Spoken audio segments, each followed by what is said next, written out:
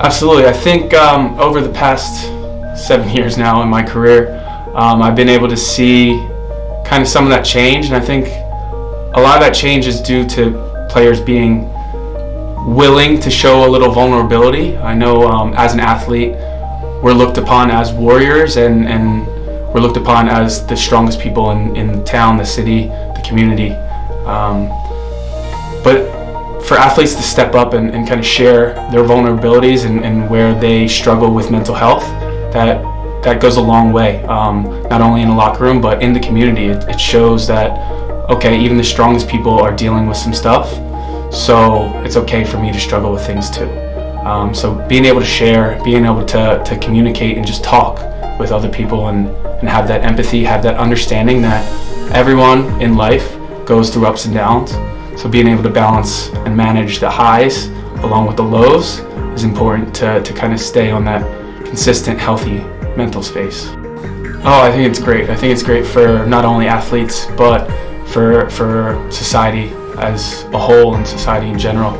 I saw a stat recently that 1 in 5 people struggle with mental health, but in reality it's 5 out of 5 people in their lifetime will have that up or that down where they're really trying to battle something that to them just doesn't seem fair, doesn't seem right, and pushes your mental abilities and makes you really consider kind of what you value in life and kind of what brings you strength, what brings you joy, what brings you happiness.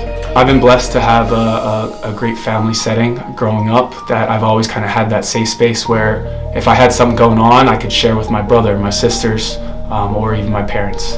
But being an athlete, I think it's nice because, especially in the Rising locker room, there's always that support around you.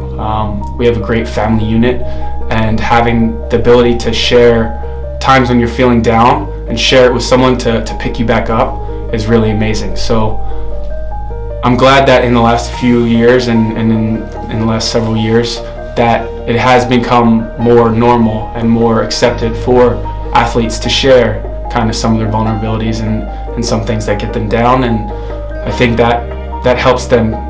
Sharing always helps you get up and get out. So being able to communicate what's going on inside your head is able to kind of get you going and get you moving outside in life. I can refer back to a point in my career way back where I was more at a lower end of it. I was 19 years old, just finished my freshman year of college, and I was trying out for the under 23 Reading team. I grew up playing in the Philadelphia Union's Academy, and Reading was their PDL team at the time. I tried out and I actually got cut. I was the captain of the under 19 team, and I played a bunch for the under 19 team, tried out for the under 23s, got cut. So at that point I was sad, I was upset, I didn't really know what to do, and then I showed a bunch of frustration, and I actually had to sit down with my dad, and he said, what are you gonna do? Are you gonna quit? Are you gonna back down, or are you gonna go find somewhere else to play? And I ended up trying out for Red Bull 23s. I made that roster. I was not the first center back chosen, and I was on the bench a bunch of the year. I found myself, come playoff time, I was still on the bench, but I was getting subbed in up top. I scored in the regional semifinal, I scored in the regional final, and the national semifinal. So for me, dealing with that frustration and having that outlet, which was my father at the time, was able to kind of rally me into this point of greatness, and we competed in the national championship, and we won the national championship. Well, you said it perfectly. You said process, and that's something that I've said my whole career is trust the process. Something I got from Joel Embiid and the Sixers organization.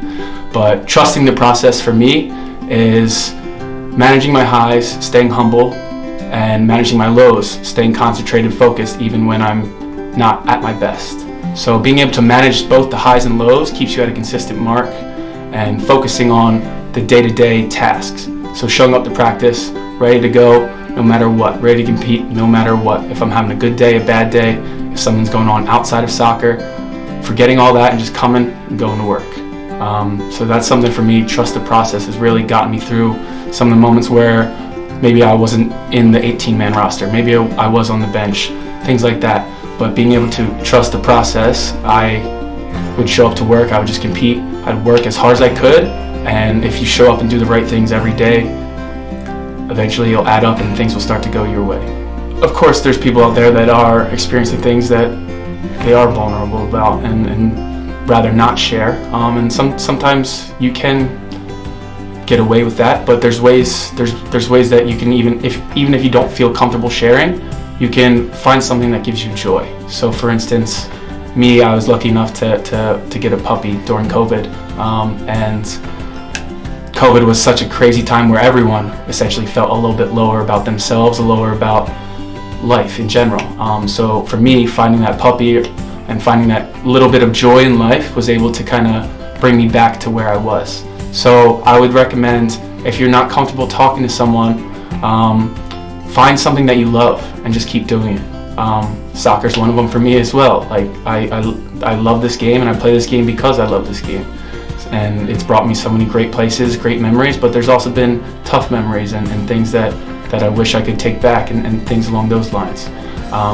Finding that little bit of joy, that little bit of happiness that kind of sparks the rest of your life is something that is very underrated, and it is hard to come by. Finding happiness in life can seem tough, especially when you're at your low points, but finding that little spark of joy can change your day. And then once you change one day, you change it the next day, the next day, the next day, you make a week, then you get a month, then it turns into a year. So just finding that little bit of joy each and every day, something to make you smile, and reflecting back and being grateful for that thing that made you smile on a day-to-day basis, that'll add up, and you'll have a good month, you'll have a good year, and eventually a good life.